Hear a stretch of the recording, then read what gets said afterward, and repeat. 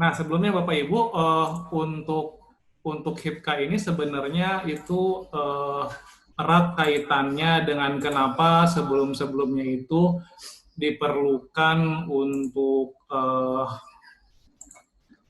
mengupdate sistemnya. Apakah ada Bapak Ibu dosen yang belum memiliki akun Sinta? Karena yang saya tekankan di sini, apabila Bapak Ibu dosen belum memiliki akun Sinta, itu tidak akan bisa menyelesaikan proses registrasi gitu. Jadi makanya terbitlah surat edaran kemarin untuk setiap dosen memiliki akun Google Scholar, akun dan sebagainya yang harus sudah diupdate dan diperbaharui ataupun sinkronisasi seperti itu. Nah, untuk awalnya akan saya perkenalkan dulu untuk platform yang kami dari LPPM sudah merancangnya, yang alhamdulillah kurang dari 6 bulan gitu sudah bisa buat platform seperti ini, tapi memang dirasa belum sempurna karena memang butuh waktu untuk pengembangan. Nah, jadi untuk segala kegiatan penelitian yang akan kita lakukan ini semuanya akan digunakan by system atau menggunakan sistem si HIPKA ini. Baik itu skema dari hibah penelitian dasar sampai ke hibah penelitian mandiri. Gitu. Jadi semuanya itu memang diharuskan menggunakan sistem di sini. Jadi mau yang didanai, mau yang mandiri, memang wajib menggunakan sistem di sini. Jadi seperti yang saya tekankan pertama. Terus yang mau saya perkenalkan juga di sini, di SIPKA ini kami sudah menggunakan update pengumuman gitu. Jadi setiap pengumuman yang diterbitkan yang kaitannya dengan penelitian gitu, Bapak Ibu tinggal cek saja di halaman muka ataupun di halaman depannya itu akan update pengumuman gitu. Jadi dari mulai pembukaan usulan, penutupan dan sebagainya itu muncul di sini gitu. Jadi Bapak Ibu kalau ada yang sebelumnya sempat menanyakan untuk penerimaan kapan mulainya gitu, kapan ditutupnya, jangan khawatir gitu. Kita sudah update di sini, jadi Bapak Ibu tidak akan kelewat informasinya gitu. Jadi memang selalu mantengin web yang kami bikin ini, akan update informasinya. Itu yang pertama. Kemudian yang kedua, di sistem ataupun di web ini kami juga sudah menyediakan fitur-fitur pendukung seperti permohonan password SIM di Tapmas, ada link ke web LPPM, ada ke web Unsika, ada ke SIM di Tapmas Dikti, ada juga untuk aktivasi dan verifikasi akun Sinta. Ini saya lanjutkan. Nah tadi untuk beberapa fitur termasuk yang ini, yang template HIPKA bidang PPM ini maksudnya untuk template yang memang di luar dari template proposal, untuk kelengkapan dari submission ataupun pengusulan itu akan disediakan di sini di tautan ini gitu. Jadi contohnya nanti ada untuk uraian pengabdian kepada masyarakat dan sebagainya sudah kami disediakan di tautan tersebut gitu. Jadi ini akan dialihkan langsung ke Google Drive-nya seperti itu. Oke. Nah, yang selanjutnya di sini juga kami sudah menempatkan beberapa panduan, termasuk panduan untuk pengusulan HKI dan sebagainya, itu ada di menu panduan gitu. Jadi nanti Bapak Ibu tidak usah pusing lagi kalau yang ingin bertanya panduan penulisan seperti apa, panduan pengusulan HKI seperti apa, roadmap universitas seperti apa bentuknya, dan panduan-panduan lainnya ada di menu panduan seperti itu. Dan untuk mengusulkan HKI juga sudah kami sediakan di sini di menu HIPKA bagian hak kekayaan intelektual, dan juga fitur lainnya di luar dari pengusulan adalah fitur frequently asked question. Nah, yang di sini beberapa pertanyaan-pertanyaan yang memang sering Bapak Ibu tanyakan gitu. Jadi tidak akan kita jawab secara terus-menerus via WhatsApp. Jadi silakan bisa lihat di sini. Dimulai dari bagaimana cara membuat akun Google Scholar, bagaimana menambahkan artikel, bagaimana membuat akun Sinta, sampai ke bagaimana kita mengecek bahwa calon uh, jurnal ataupun publisher yang akan kita pilih tuh sudah masuk ke kuartil berapa sih pada Scopus gitu. Jadi Bapak Ibu jangan salah lagi, saya tekankan kembali bahwa Sinta secara spesifik menilai kuartil itu bukan dari Simago JR, tapi dari Sitescope. Di sini sudah kami buat panduannya, tutorialnya untuk mengecek apakah suatu jurnal itu masuk ke kuartil berapa, seperti itu.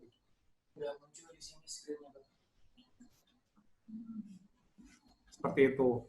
Nah,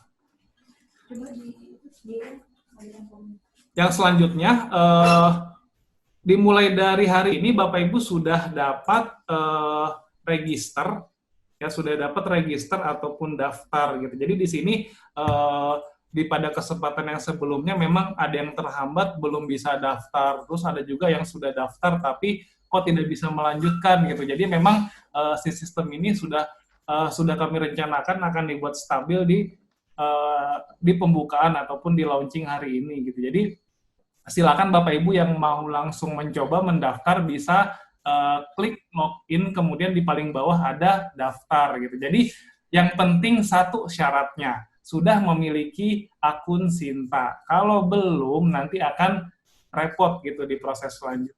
Jadi Bapak Ibu yang belum punya akun silakan daftar dulu sesuai prosedur yang ada. Seperti itu. Nah, ini contohnya akan saya contohkan dengan sebuah akun yang memang digunakan untuk demo. Nah, untuk NIDN ini sebetulnya ini ada bugs. Gitu. Jadi, yang seharusnya dimasukkan itu NIS-nya. Gitu. Jadi, NIS Bapak Ibu semua. Gitu. Contohnya ini saya masukkan 1, 2, 3, 4, 5. Terus saya masukkan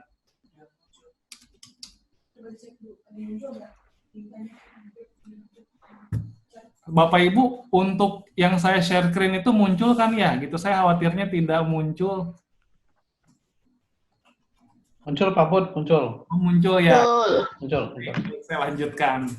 Nah, ini saya lanjutkan gitu. Jadi yang kedua diminta memasukkan email gitu karena kemarin sudah semuanya menggunakan email dengan domain Unsika gitu. Jadi sekali lagi diharapkan terus menggunakan email dengan domain Unsika. Jadi biar kita terus membiasakan gitu.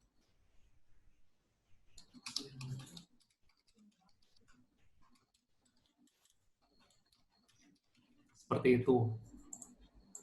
Terus silakan dimasukkan password-nya. Oke, nah ini tinggal dipilih untuk keamanan.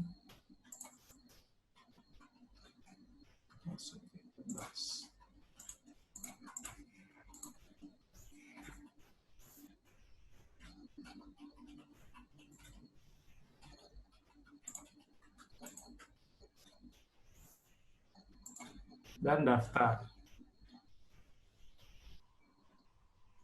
Nah, jika sudah berhasil, langsung pendaftaran kita selanjutnya tinggal login menggunakan email yang sudah didaftarkan tadi.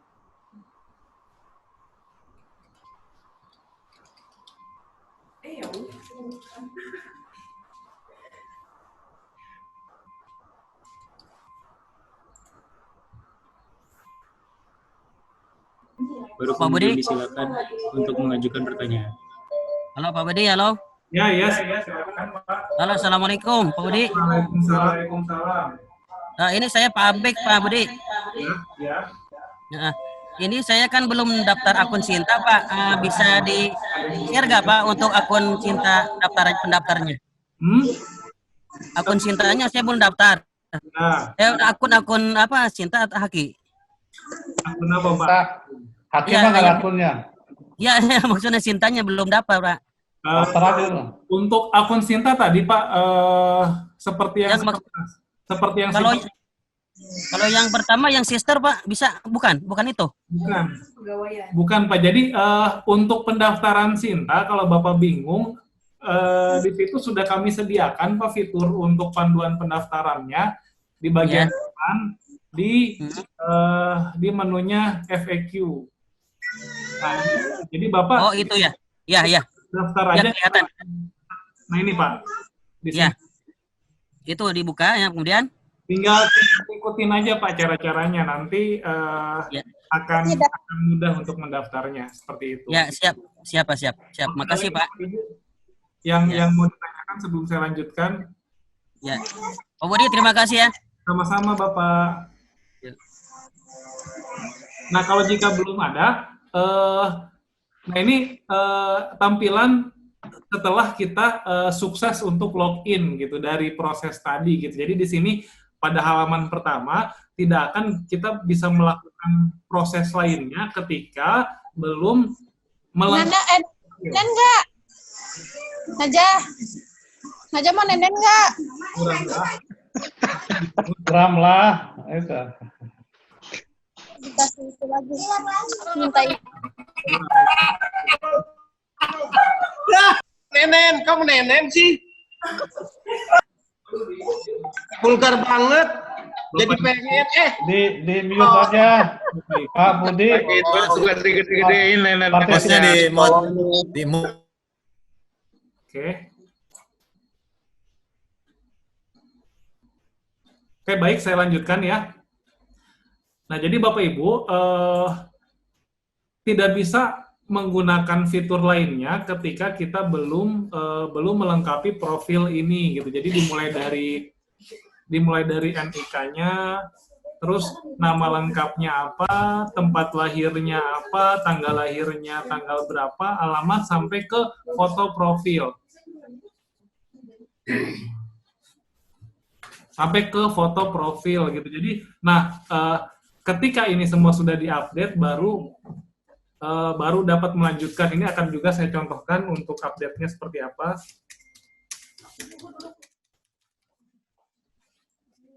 Namanya, tempat lahirnya, tanggal lahirnya berapa. Misalkan saya set tanggal ini, kemudian tempat tinggal saya di mana. Ini saya isi asal dulu supaya cepat, karena kalau sesuai banget kan butuh waktu yang lama.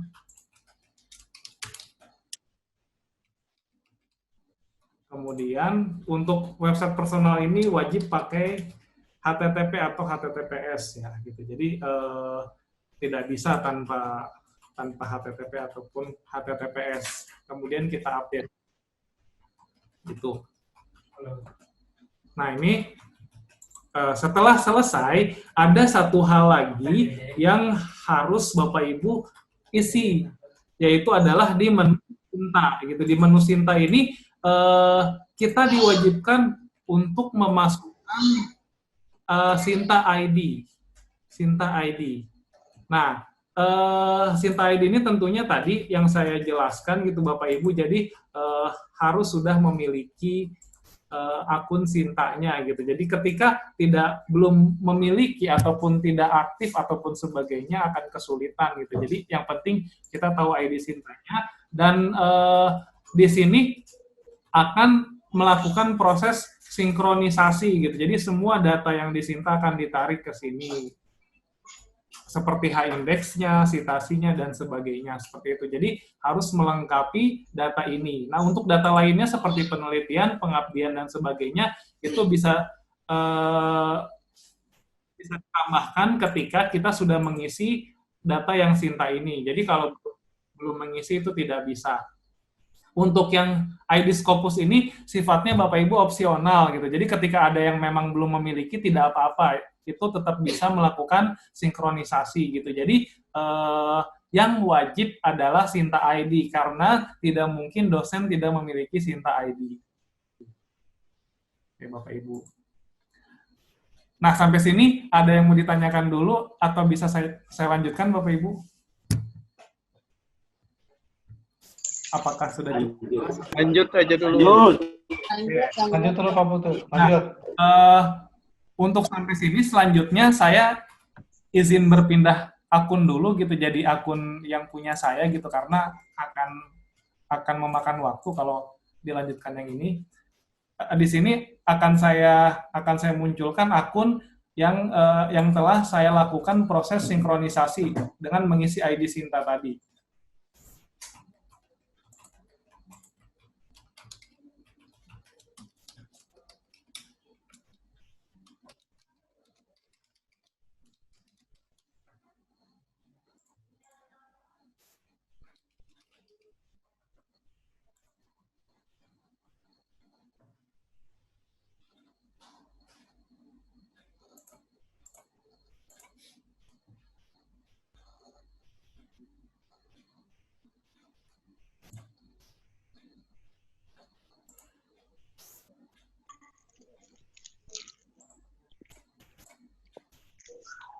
Mas, pasalnya ditutup nanti.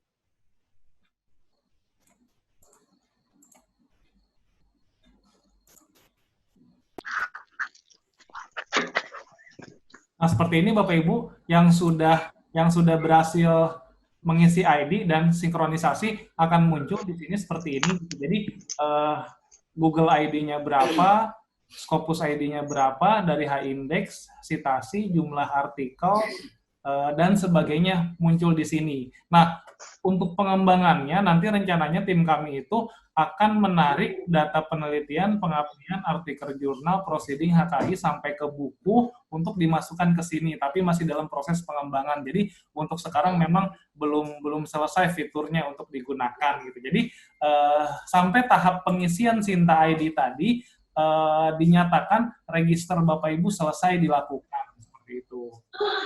Nah, yang selanjutnya adalah di pengusutan yang tentunya sudah ditunggu jauh-jauh hari gitu, banyak yang menanyakan bahwa kapan sih dibuka. Nah, ini sangat senang sekali kami melihatnya, sangat berantusias untuk melakukan pengusulan. Yang ditekankan mohon lebih selektif lagi untuk bahwa calon luaran yang kita pilih itu apakah benar itu memang terindeks Scopus dengan kuartil 1 sampai 3 ataupun tidak, karena kalau kita tidak selektif dalam memilih tempat ataupun calon artikel yang akan kita publish nanti akan repot di akhir gitu. Jadi disarankan agak selektif memilih gitu. Nah, ini akan saya tunjukkan bagaimana proses ataupun tahapan pengusulan. Nah, sejak hari ini Bapak Ibu sebenarnya sudah dapat mengusulkan jika memang proposalnya sudah selesai. Seperti itu. Nah, ini tinggal klik lanjutkan saja. Nah, di sini akan ada record-nya gitu bahwa Bapak Ibu terdaftar di Sinta dengan ID ini, statusnya aktif mengajar, terus tanggungan kegiatan tidak ada. Nah, ini jika Bapak Ibu nanti terhambat luarannya di tahun depan akan ada tanggungan kegiatan dan kemungkinan tidak bisa mengikuti penelitian seperti itu sampai tanggungannya diselesaikan. Nah, selanjutnya adalah klik lanjutkan. Nah, di sini ada data Bapak Ibu dari mulai nama, NIDN, NIS ini ya, ini harusnya NIS, perguruan tingginya, samaan diantar, program studinya apa, sampai ke alamat emailnya. Nah, ini untuk daftar skemanya itu ada skema dari HIPDA sampai ke HIPMA, yang ini masih skema percobaan gitu. Jadi memang seharusnya tidak muncul di sini. Nah, di sini ada rekam jejaknya. Jadi untuk tahap sekarang Bapak Ibu bisa menambahkan gitu, misalkan sudah pernah publikasi di artikel jurnal internasional, silakan bisa ditambahkan di jurnal nasional, proceeding, punya kekayaan intelektual berupa hak cipta, paten, merek, dan sebagainya, ataupun memiliki buku. Jadi Bapak Ibu dapat menambahkan data-datanya di sini. Seperti itu, karena nantinya selanjutnya untuk ikut dalam pengusulan tuh memungkinkan ada persyaratan dari rekam jejak seperti ini gitu. Jadi bagi yang memang Bapak Ibu sudah memiliki rekam jejak yang sudah ada ataupun lumayan bagus ataupun ada lah bahasa minimalnya, jadi silakan meluangkan waktu untuk mengisi seperti itu. Nah, setelah itu klik lanjutkan. Nah, di sini dimulai dari pengisian judul, pengisian judul, kemudian pilih skema apa yang akan kita ikut. Nah, misalkan kalau HIPDA tuh kalau tidak salah untuk penelitian dasar yang dimana sifatnya belum tentu sifat berbentuk produk dan memang tidak terintegrasi dengan pengabdian dan KKN. Nah, jadi silakan lebih spesifik dengan membaca panduan bahwa skema mana yang memang cocok dengan kita, dengan persyaratan yang kita punya, baik itu jabatan akademik ataupun pendidikan dan sebagainya. Seperti itu, mau HIPLA, HIPSTRA, HIPLAN. Nah, kalau yang HIPMA ini adalah mandiri gitu. Jadi walaupun bersifat mandiri tapi terekam dalam sistem gitu. Jadi tetap harus daftar di sistem. Contohnya saya mengikuti yang pemerintah. Nah, terus yang selanjutnya Bapak Ibu juga perlu tahu bahwa Bapak Ibu itu bidangnya ataupun bidangnya itu di rumpun ilmu yang mana. Ya, contohnya saya itu bidangnya ilmu komputer. Nah, bidangnya ilmu komputer itu kita harus tahu pohon rumpun ilmunya seperti apa gitu. Kayak saya di matematika dan ilmu pengetahuan alam, yang selanjutnya adalah matematika, kemudian yang ketiga adalah ilmu komputer gitu. Jadi untuk tabel rumpun ilmunya sudah saya siapkan di panduan, sebelumnya panduan gitu, ataupun seperti itu. Nah, kemudian untuk memilih bidang fokus ini, Bapak Ibu perlu melihat ataupun menyesuaikan dari roadmap yang telah tim penyusun roadmap bulan lalu. Kayak ini yang dikti itu loh. Bapak Ibu yang masih lagi mek karek ngisi-ngisi kan. Masih belum di-mute, mohon di-mute ya untuk menjaga kondisi. Ardisa. Aku. Ya, oke. Nah, yang selanjutnya adalah tadi ya, bidang fokus penelitian ini menurut ataupun melihat dari roadmap itu ada yang unggulan dan non-unggulan, itu bisa dilihat dimulai dari bidang fokus kebencanaan sampai ke teknologi informasi dan komunikasi. Nah, untuk yang pangan dan kesehatan ini masih data lama, jadi tidak ada.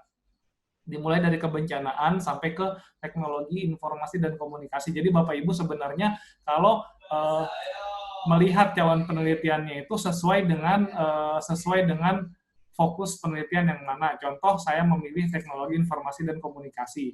Nah, kemudian temanya juga harus sesuai dengan roadmap, tinggal pilih yang sesuai, yang memang bisa mengakomodir. Contohnya saya pilih pengembangan infrastruktur TIK, dan saya memilih topik penelitiannya adalah telekomunikasi berbasis IoT, protokol dan IoT. Nah, kemudian di sini Bapak Ibu bisa menuliskan nomor rekeningnya berapa, terus nama pemilik rekeningnya atas nama siapa, dan nama banknya apa. Nah, ini banknya harus BNI. Nah, ini ditujukan untuk pencairan dari dana penelitian. Jadi sejak laporan hasil kemarin di LPPM sendiri sudah melakukan bahwa untuk pencairan itu tidak cash ya, tidak berbentuk uang cash. Jadi akan ditransfer ke rekening yang didaftarkan gitu pada pengusulan seperti itu. Oke. Nah, selanjutnya bisa kita lanjutkan. Nah, di tahap selanjutnya ini adalah Bapak Ibu untuk mengisi dari anggota peneliti gitu. Nah, ini fiturnya seperti ini, tinggal tambah anggota. Untuk anggota sendiri terdapat dua macam, lintas universitas berarti yang dari luar Unsika ataupun dalam universitas, artinya sesama dosen Unsika. Nah, ini bisa menambahkan dosen dan mahasiswa. Gitu. Contohnya saya menambahkan dosen. Untuk NIS-nya boleh saya coba NIS Pak Yusuf. Nah, apa Pak Yusuf? Saya aja.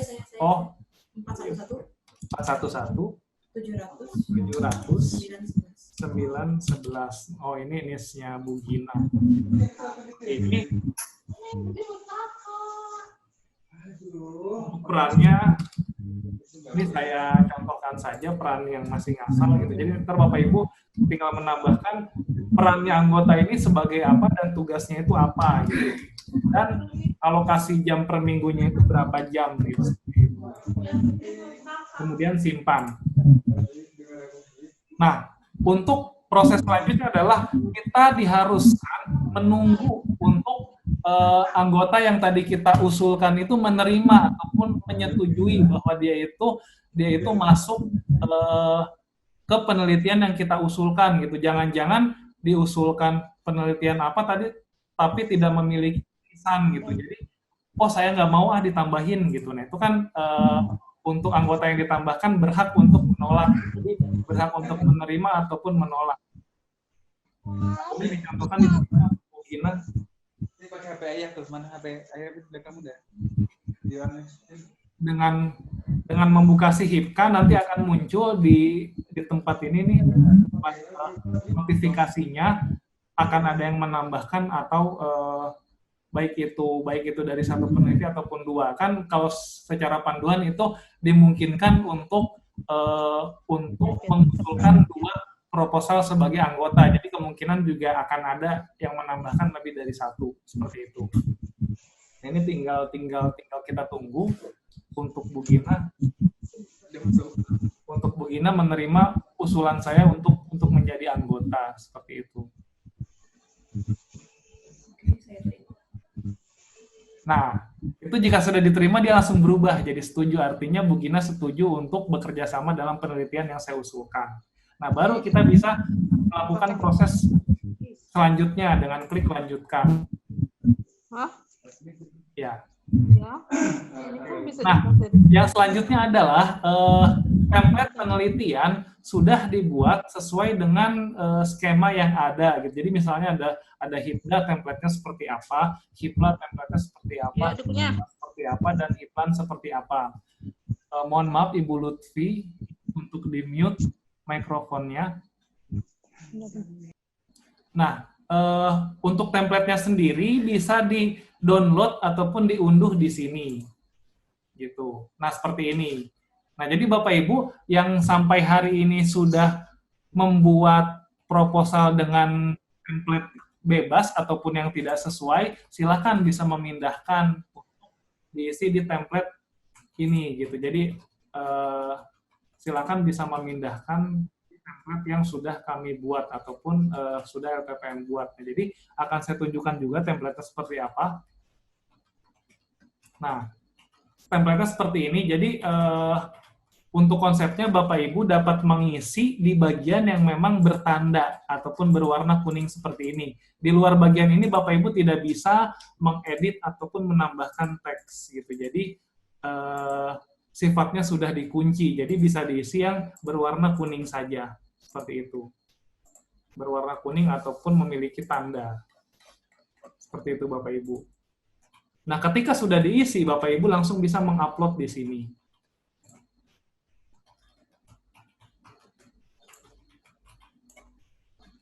Oke, misalkan ini saya upload file lainnya yang tidak ada kaitannya biar cepet ya.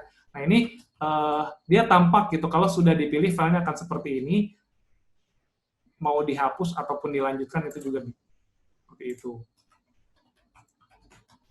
Ini saya contohkan untuk disimpan ataupun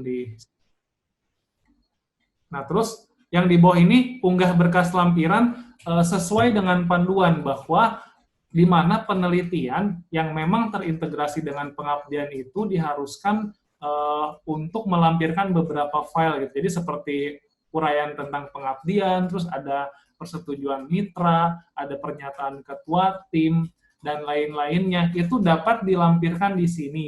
Nah, untuk bagian ini dapat melampirkan lebih dari 1 file, seperti itu.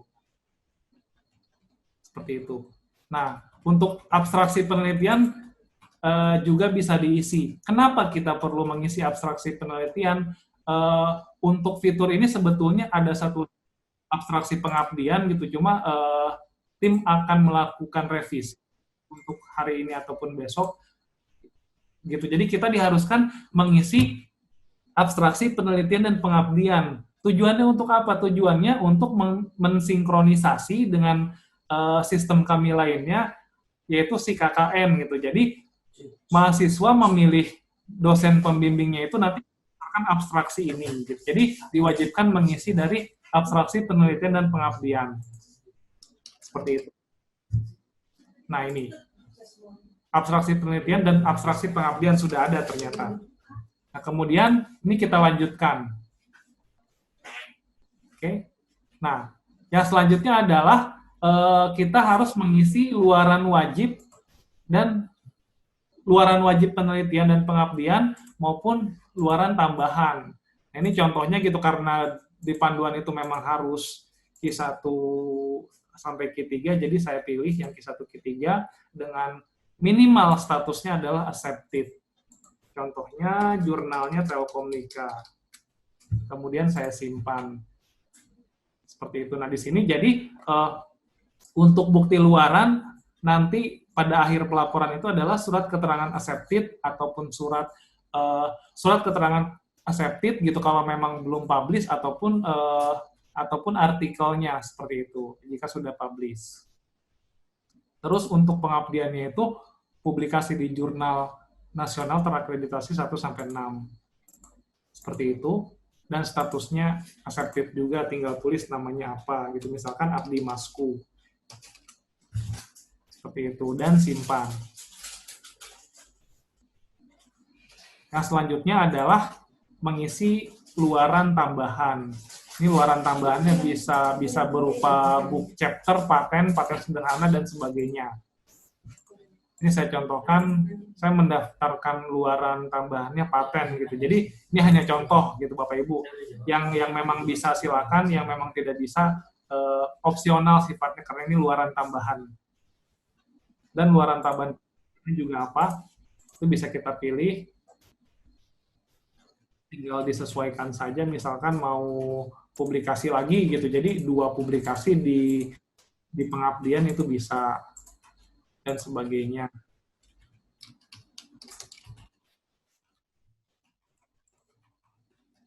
Seperti itu. Nah, kemudian jika sudah mengisi semua, klik lanjutkan.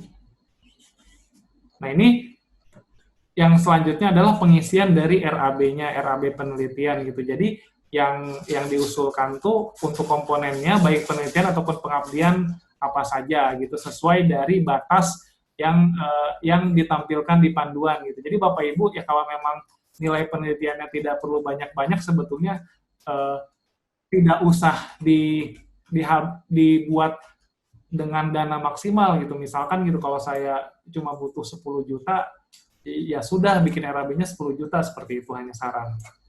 Ya. Nah, ini tinggal diisi contohnya saya pilih bahan, saya pilih APK misalkan apa gitu spidol dan lain-lain, ini hanya buah contoh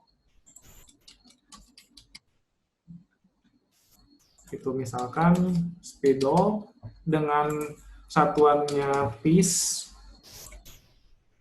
volumenya 1 harganya misalkan 50.000 tambahkan dan sebagainya. Semua RAB yang kita butuhkan silakan ditambahkan di sini dan nantinya akan muncul seperti ini. Nah, bisa juga diedit jika memang salah tulis ataupun seperti apa. Gitu. Terus ini juga yang pengabdian juga sama, bahan, APK dan sebagainya. Misalkan apa, satuannya apa, jumlahnya berapa dan harganya berapa. Seperti itu. Nah, seperti itu. Kemudian bisa dilanjutkan. Nah, ini untuk yang tahap selanjutnya adalah jika sudah buat surat persetujuan mitra, baik itu mitra pelaksanaan, mitra calon pengguna, mitra investor, itu bisa dilampirkan di sini dan klik lanjutkan gitu. Jadi seperti itu, sudah disiapkan. Nah, ini hasil dari resumenya seperti ini. Nah, jadi dimohon Bapak Ibu mengecek kembali kelengkapannya.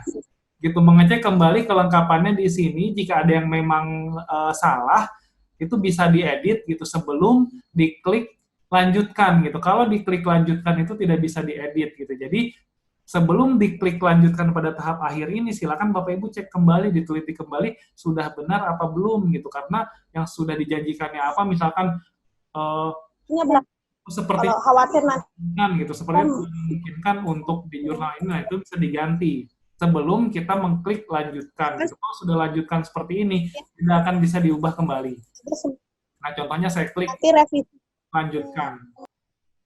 Oke, nah jika sudah selesai, tampilannya akan seperti ini. Di pengusulan, di usulan baru itu posisinya seperti ini. Menunggu persetujuan pimpinan. Ya, menunggu persetujuan pimpinan. Dan sudah tidak bisa diedit kembali ataupun dihapus. Jadi seperti itu. Ya. Nah, tinggal yang perlu kita lakukan adalah menunggu persetujuan pimpinan. Nah, kalau sebelum-sebelumnya itu bentuknya lembar pengesahan, di sini sudah kami buat by system, jadi persetujuannya akan dilakukan by system. Seperti itu. Nah, untuk prosesnya sebetulnya cuma sampai di sini, Bapak Ibu. Untuk proses yang selanjutnya adalah disetujui oleh pimpinan, gitu, kemudian dilakukan review oleh reviewer, dan difinalisasi oleh admin. Jadi baru akan hasil disetujui, seperti itu. Nah, untuk dari demonstrasi yang saya ingin jelaskan sebetulnya cuma sampai di situ, tidak ada lagi, ya karena memang sebagai pengusul hanya kewajibannya sampai di sini. Tinggal kita menunggu apa yang harus dilakukan selanjutnya. Seperti itu, silakan mungkin saya kembalikan ke Pak Yusuf sebagai moderator.